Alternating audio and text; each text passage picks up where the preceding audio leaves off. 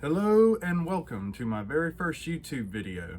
This is my second time recording this footage because I absolutely hated my first footage so much. You know what they say, we are each our own worst critic. Originally, I was planning to do an intro as to why it's taken me so long to get this first video put out, but I quickly realized that y'all don't care about any of that. So I'm just gonna cut the bullshit and just get right into it. This video is more or less an experiment, so forgive me if it's not the most exciting video you've ever seen. I'm gonna try my best to keep things engaging. Also prepared to hear the words great, engaging, compelling, unique, original, and entertaining multiple times throughout this video. I'm not a human dictionary, and as I said, this is just an experiment. I'm not going to overwhelm myself with pulling up a thesaurus, so you'll have to forgive me for that too. Also prepare to hear me potentially jack up multiple names throughout this video. I am, how you say, uncultured.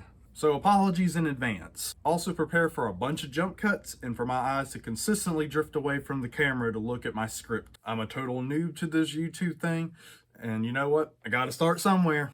Anyways, 2020 was a bit of a fuck fest of a year. Multiple people were out of work due to the pandemic. People had to quarantine and isolate. Upon the time of me recording this video, I myself am under quarantine right now as I was exposed. Prior to my exposure, I still had to work my retail job. But in all of my free time, I spent most of it watching movies, as well as reviewing a lot of movies. So to start this channel out, I decided to make a best and a worst list for all the different movies that I watched last year. Those are going to be the videos I post after this video, as this video is just the honorable and not so honorable mentions that didn't quite make it into either list. Believe me when I say that I watched a lot of movies and I had a lot of movies to go through to make these lists. They're movies I still wanted to mention though, so here they are. As I said, these are the honorable and not so honorable mentions of 2020. I'm pretty sure that none of these movies came out in 2020. Actually, I'm certain none of these movies came out last year. They're in no particular order or anything like that. It's just a random list. Another thing I want to note is that I watched more movies than I actually reviewed last year. I actually didn't really start reviewing the movies until May. So all the thoughts I'm going to give on each movie is going to be pretty brief, pretty scant. At least I'm going to try to keep it that way. And if you're wondering to yourself where you can find these reviews that I'm talking about, well, I do all my reviews on Instagram. I'm sure a lot of people watching this video are probably already familiar with my Instagram. But for those who aren't, it's at Garth_Riot.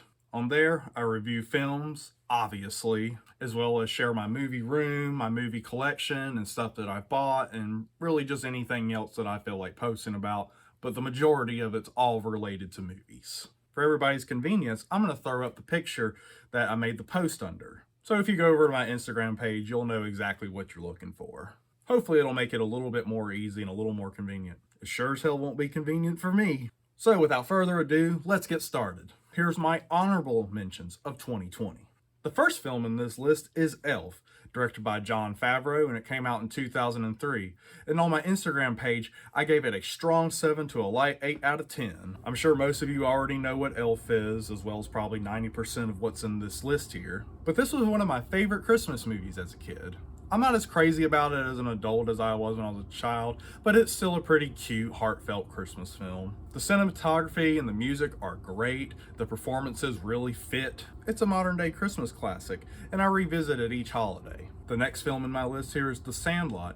It was directed by David Mickey Evans, and it came out in 1993. I gave it a strong 8 out of 10, although I acknowledged it as being really like a moderate 6 out of 10. This is another film from my childhood that makes me feel extremely nostalgic. Aside from the very often excessive narration and that carnival scene from the film that I still cannot stand, it's an entertaining film about growing up and loving baseball. I'm far from what anyone would consider to be a sports fan or sports buff. I'm not even a huge fan of sports films in general, but baseball was always fun. I played it when I was a kid, and it's the one sport that I've always had a little bit of an appreciation for. And this film definitely makes me reminisce about a certain point in my life. The child performers are great, the story's pretty good, the humor is on point most of the time, and it's just a pretty charming little film. The next film we're going to talk about is Joyride. Came out in 2001 and it was directed by John Dahl. I gave it a strong 7 to a light 8 out of 10.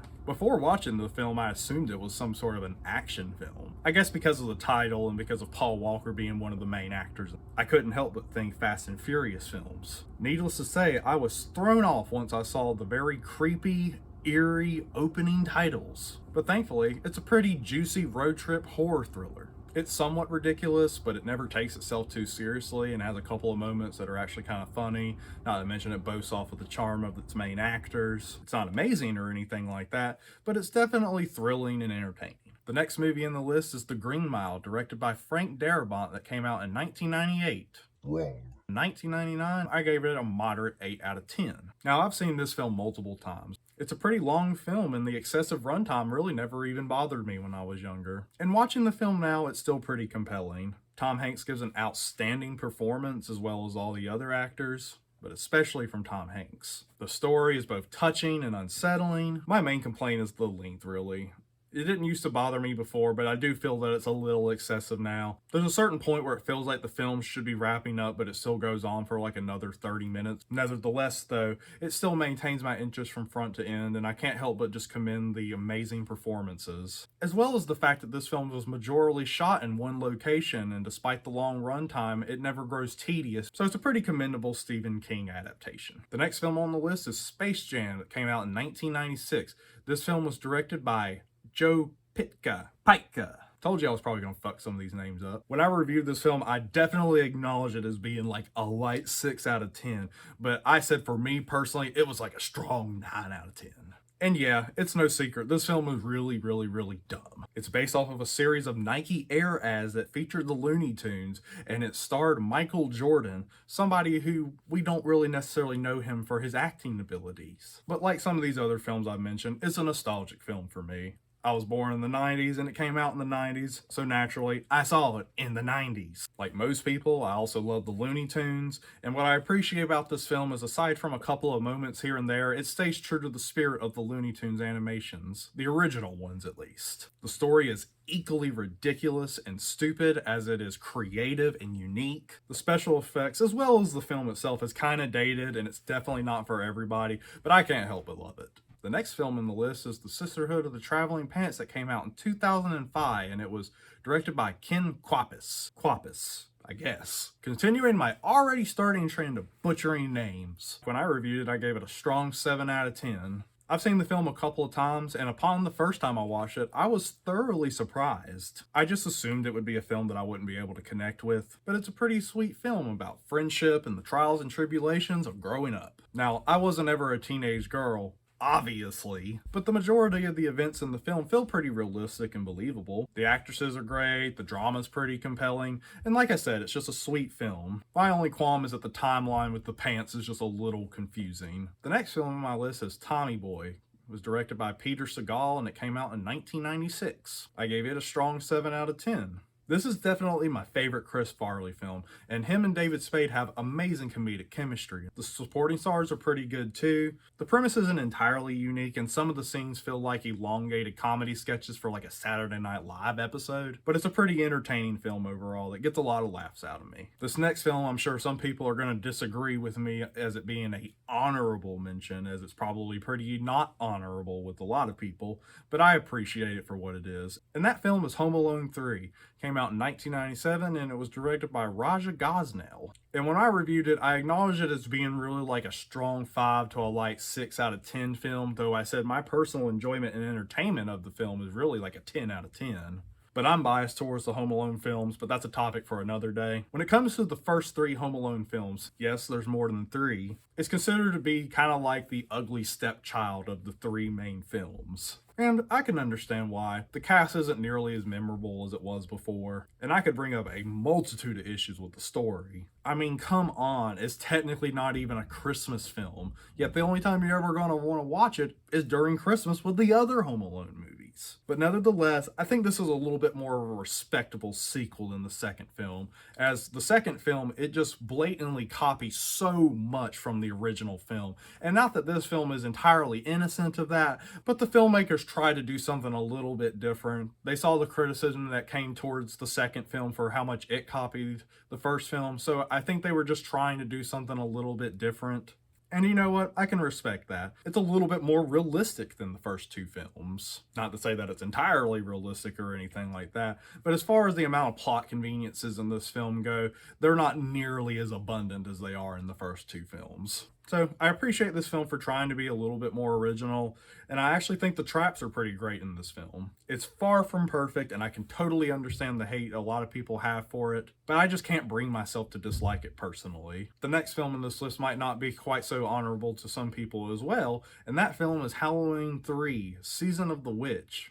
It was directed by Tommy Lee Wallace, and it came out in 1982. And I gave it a light 7 out of 10 back when I reviewed it. I just assumed that this film was going to suck because of the fact that Michael Myers doesn't star in it, but I can honestly see what John Carpenter and company were going for here. I think it's a pretty admirable attempt at trying to create something for an anthology series revolving around Halloween. I honestly would have loved to see what other kinds of sequels they might have potentially cooked up for us. But I think because they came out with a Halloween 2, everybody pretty much just expected all the Halloween films to be Michael Myers films, so that's probably why it wasn't as well received. And I can understand that, but I respect what they were going for. I think the story's pretty unique, and I think the effects are awesome. There's a shot where a woman gets her face blasted off, and I'm pretty sure it's going to forever be seared into my brain. I do wish the film was a little bit better with the character development. As the main character, we barely know a thing about him or his motivations. But really, aside from that issue, it's a pretty commendable film, at least from my perspective. It's far from perfect, but I think it's more respectable of a film than a lot of the Halloween fans give it credit for. The next film we got on the list is Fritz the Cat. It came out in 1972, and it was directed by Ralph Bakshi. Kill me. When I reviewed it, I gave it a strong 6 to a light 7 out of 10. This is easily one of the most nasty and vulgar films I have ever seen, and it's an animated film. Now, if you've read my reviews on my Instagram at this point, you probably already know that gross out humor is not necessarily my favorite thing in the world, as well as humor that's just based around stereotypes and stuff like that. Not to say this kind of humor can't ever work, but more times than not, it's just the joke being that someone is gay or that somebody threw up. And to me, that kind of humor needs to have a little bit of wit behind it for it to work. But for the time this film came out, it was pretty groundbreaking. It was the first ever X-rated animated film, and it was marketed as such. The filmmakers took a lot of pride in it. And believe it or not, the film was a huge hit. The animation has like a really rough aesthetic to it, and it really adds to the presentation of it. As offensive as it is, it's actually a pretty witty commentary on politics during the 70s. It's kind of sad how much of the commentary still applies to politics as of today. We've really not come that far. It's definitely not a film for everybody, and God help you, please keep it away from your children. But for what it is, you gotta respect it. The next film of the list is The Secret of Nim. It came out in 1982, and it was directed by Mr. Don Bluth. I gave it a light 8 out of 10 back when I talked about it. At the time of recording this video, I haven't seen a whole lot of Don Bluth films. I've seen this one as well as The Land Before Time, but I haven't seen American Tail or any of his other ones that are not as well received to my understanding. The Secret of Nim is a dark yet beautiful film with a fantastic story. The animation is beautiful and it fits the tone of the story. The characters are all interesting and likable. It's not like my favorite animated movie or anything like that, but I think it's a pretty original, entertaining one. And when it comes to animated classics, this is one I think should be brought up in the conversation more often. The next film on the list is Lights Out. It's the directorial debut of David F. Sandberg, and it came out in 2016. Back when I reviewed it, I gave it a strong 7 to a light 8 out of 10. When it comes to films that involve James Wan, I'm usually kind of skeptical. I love the Saw films, but I wouldn't necessarily consider any of them, really other than the first one at least, to be necessarily great films. And I'm not a huge fan of the Insidious films. They're not terrible, but they're just not for me. I was actually thoroughly surprised by Lights Out, as it kept me on the edge of my seat for the majority of the film. There's a few jump scares I fucking hate jump scares, but they're not overly abundant. This film is actually pretty disturbing, and the performances really help sell it. Even the child actor was fantastic. It's nothing groundbreaking, and it's really short, but it's a respectable modern day horror film, which is a lot more than I can say for a lot of modern day horror films, that I've seen at least. The next film in this list is actually going to be 2 films, Back to the Future 2 and Back to the Future 3. Both directed by Robert Zemeckis and executive produced by Steven Spielberg. Number 2 came out in 1989 and number 3 came out in 1990. I gave the second film a strong 6 out of 10, and I gave the third film a moderate 8 out of 10. And yes, I'm only talking about 2 and 3. I'm going to talk about 1, but it's going to be in one of my future videos. Stay tuned! But I love that these sequels managed to keep the spirit of the original film.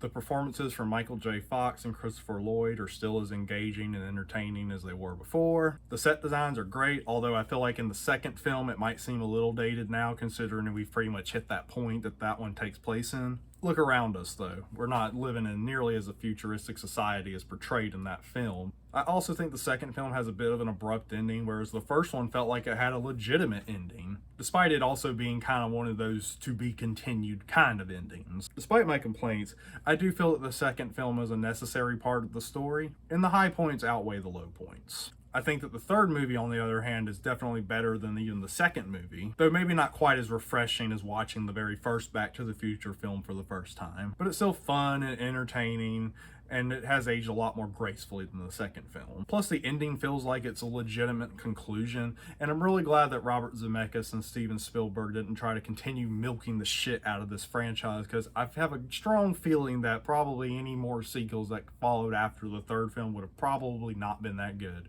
That's just my prediction though. On the whole, it's a pretty cohesive trilogy, which is more than I can say for a lot of trilogies that I've seen.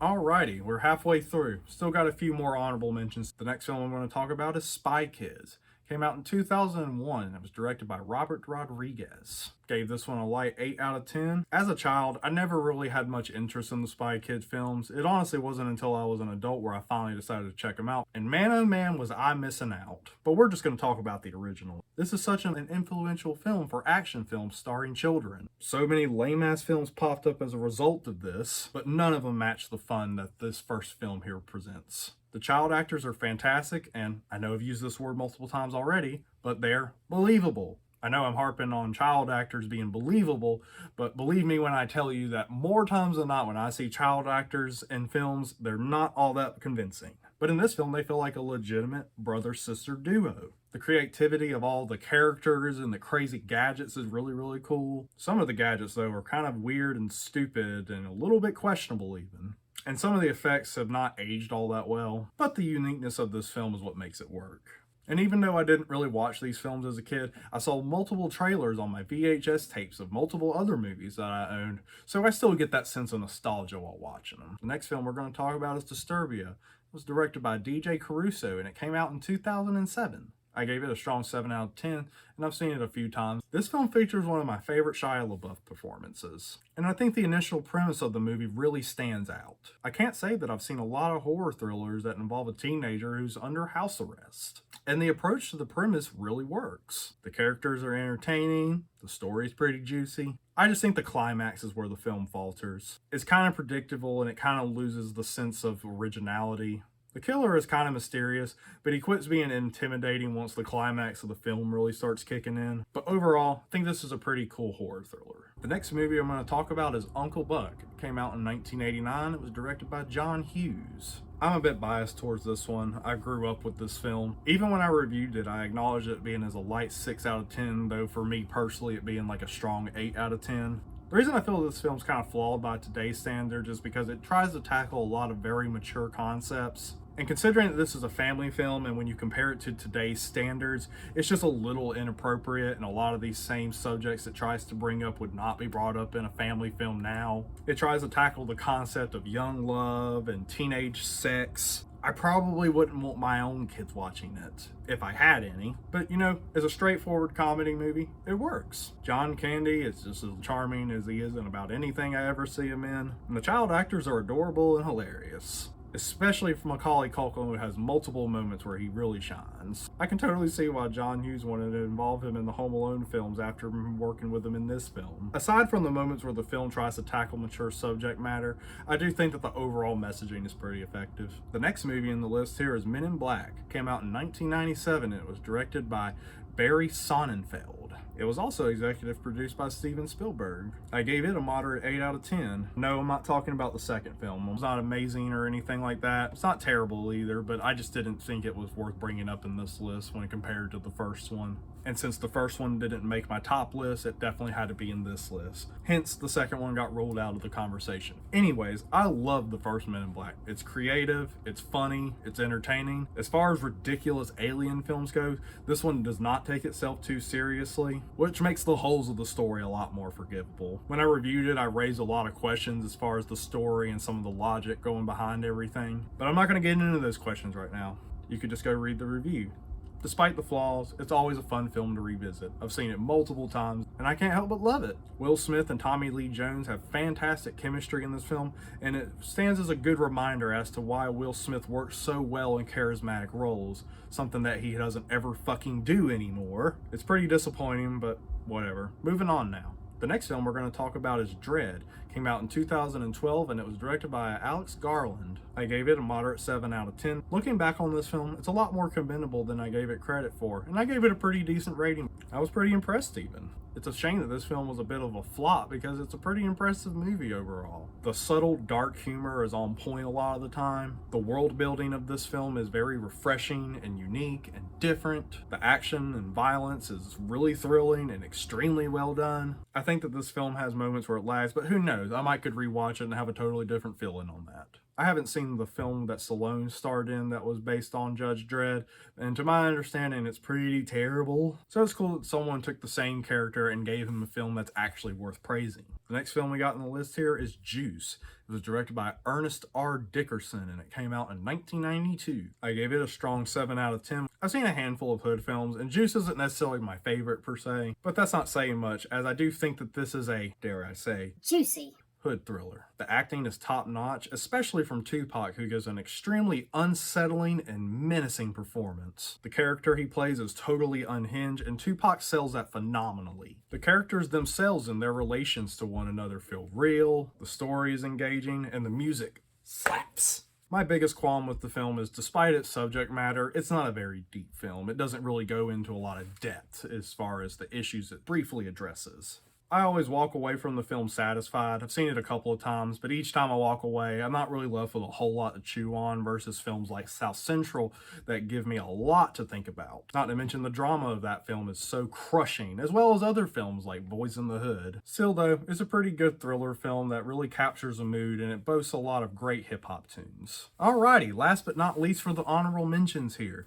we're going to talk about Horrible Bosses that was directed by Seth Gordon, and it came out in 2011. I gave it a strong 7 out of 10. It was a rewatch. I get a shit ton of laughs out of this film. The story is highly entertaining and outrageous. Jason Bateman, Charlie Day, and Jason Sudeikis have fantastic chemistry in this film. I do feel that the horrible bosses themselves feel more like caricatures rather than feeling like just real mean bosses. Especially Kevin Spacey, who's just so overly evil that it's really hard to take his character seriously. And the story, while hilarious, is far from perfect, and I could nitpick it all day. There's a few missed opportunities to develop the main characters, as we really don't know much outside of their characters other than them really hating their bosses. But despite this film's flaws, it is absolutely hilarious and a joy to watch. Alrighty, the not so honorable mentions. Time to piss some people off. There's not nearly as many of these, as I usually seek out good films rather than bad films, but I love a good shit show. So here's some really terrible films that weren't quite terrible enough to be considered the worst. The first movie I'm going to talk about is Home Alone 5. It was a made-for-television film that came out in 2012, and it was directed by Peter Hewitt. Gave it a light 3 out of 10. This is easily the most forgettable of all 5 Home Alone films. Now, I'm sure some of y'all are probably thinking to yourself, 5? I know there's a 1, 2, and 3, but what happened to 4? Just you wait. That's for another list video. Take a wild guess as to which list it might land under. Anyways, the acting is so boring and uninteresting in this film. The main kid is really annoying. The traps are still pretty unique, I guess.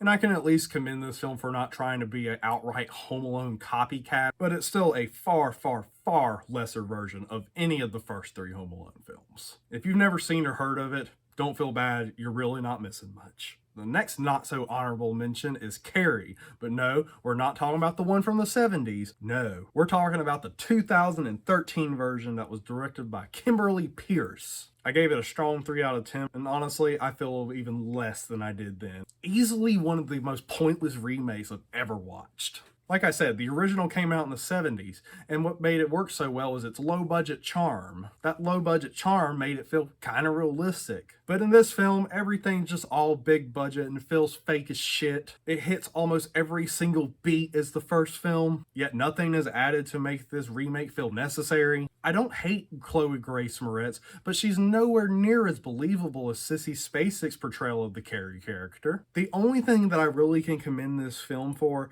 is that it makes Sue's motives a lot more clear, although in this film it feels like they're beating us over the head with her motives. And I don't know why, but for some reason the filmmakers felt the need to try to make the main character Chris relatable or someone we should sympathize with.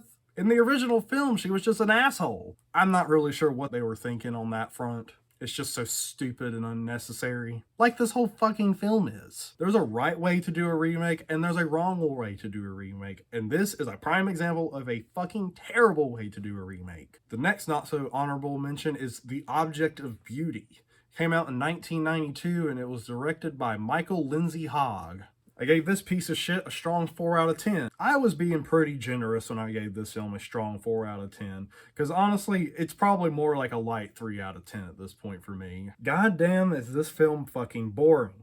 I'm sure most people have never even heard of it, and you know what? That's good, as the story is so freaking uninteresting, and the characters are rich, snobby assholes, and I hate them all. Seriously, every single character in this film is unlikable, and some of them are just so random. Everyone is obsessed with this stupid, ugly little sculpture that's worth a lot, but I did not give a damn about the statue or its value. The whole film comes off like it's trying to be really slick and suave, but the experience is just tedious. I mean, maybe I would say I don't necessarily hate it or anything like that, but I definitely don't like it. As I said, my feelings on this film have just gotten a lot more negative as time has gone on, and the likelihood of me revisiting it is probably going to be never. Here's another film you've probably never heard of that's really, really bad, and it's Moving McAllister. It came out in 2007, and it was directed by Andrew Black.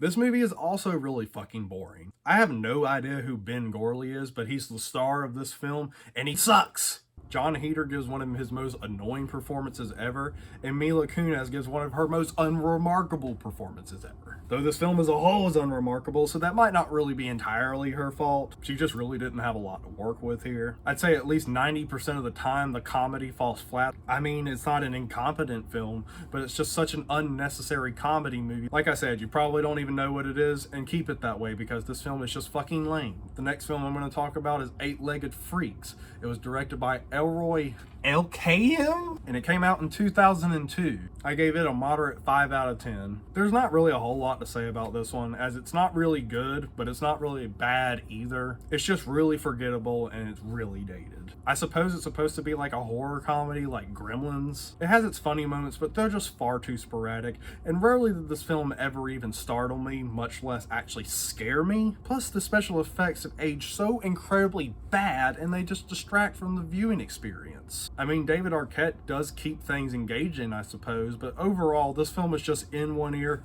out the other. The next film on the list here is The Upside. It was directed by Neil Berger, and it came out in 2017. I gave it a light 6 out of 10. Probably feel a little lesser towards it now. In terms of technical aspects, this is probably the most competent film in this whole not so honorable mentions list, but it's easily one of the most frustrating films in this list. Like I said, the technical aspects are fine. I mean, Bryan Cranston and Kevin Hart, they definitely have chemistry in this film, and they definitely give pretty decent performances. I'd even argue it's probably one of Kevin Hart's better performances. But what I ultimately dislike about this film so much is the fact that the drama is just so surface level. Cranston's character is disabled, but aside from a few moments in the very beginning of the film, his disability and how it affects him and Hart's relationship is more or less a minor footnote. As somebody who's had somebody with a handicap in their life for almost 7 years at this point, I just couldn't help but feel frustrated by the countless missed opportunities to stir up any sort of real drama between the two main characters. There's a lot of inconveniences that come with taking care of someone who has a physical disability, and this film addresses little to none of them. Again, like I said, him being disabled just feels like a minor inconvenience. Now, I know the film What's Eating Gilbert Grape revolves around a character with a mental disability rather than a physical disability. Definitely a difference there. But one of the biggest components that makes that film so compelling is the fact that this person's disability takes a major toll on the life of the caregiver. This film does nothing like that. Also, Cranston's character is wealthy versus Hart's character is supposed to be poor, but rarely does that power dynamic ever play any sort of a major significance in their relationship. They might as well have just been characters who live down the street from one another, and the drama would have been equally as lacking. This is one of those films that's competently assembled, but it's so surface level that it makes the viewing just excruciating. Oh, and last but not least, we're going to talk about the Penguins of Madagascar. This film was directed by Eric Darnell and Simon J. Smith, and it came out in 2015. I gave it a moderate 4 out of 10, and just like some of the other films I've mentioned, it's probably realistically a light to a moderate 3 out of 10. I already talked about pointless remakes, so now we're going to talk about a pointless spin-off. I'm not a huge fan of the Madagascar films, but to those films' credit, they're at least memorable and kind of funny here and there, and they honestly get better as they go along, at least from my perspective. Like Despicable Me and the Minions, the movie takes the cute, chuckle-worthy penguins from the Madagascar films and creates an entire film around them. Do you remember how awesome Jimmy Neutron was, but when they came out with the spin-off show Planet Sheen, it sucked ass? Well, this is pretty much the movie equivalent. To somebody who doesn't find the penguin characters to be especially funny or cute or unique, this film was basically just doomed from the start for me. None of the humor landed for me. Every single joke in this film falls flat. The new characters that are added to the story are some of the most forgettable that I've ever seen in an animated film. And the story is not entertaining, funny, or original. It's just a by-the-numbers animated kids film, and it just does absolutely nothing for me. And that's it. That wraps it up. Those are my honorable and not so honorable mentions lists for 2020. Making this video took way more time than I ever imagined that it would. I hate that I was so dissatisfied with the first footage I took, because I did spend some time editing it before I finally just said fuck it and decided to record this again. But, you know, I try to be a bit of a perfectionist. Like my reviews, if I'm unsatisfied with what I'm done, I cannot post it until I am happy with it. If you actually sat through this entire video and have gotten to this point, I appreciate you taking your time and watching it. Hopefully I made you laugh and I recommended you a good film or a bad film to watch or not watch. I look forward to going into more depth and detail with other movies I talk about in the future. Thanks for watching. See you in the next video. And be sure to go follow my Instagram page at Garth_Riot for daily posts. Also be sure to leave a like and subscribe if you like what you've seen. Hope you have a fantastic day. Eat healthy, embrace your loved ones, and I'll see y'all next time.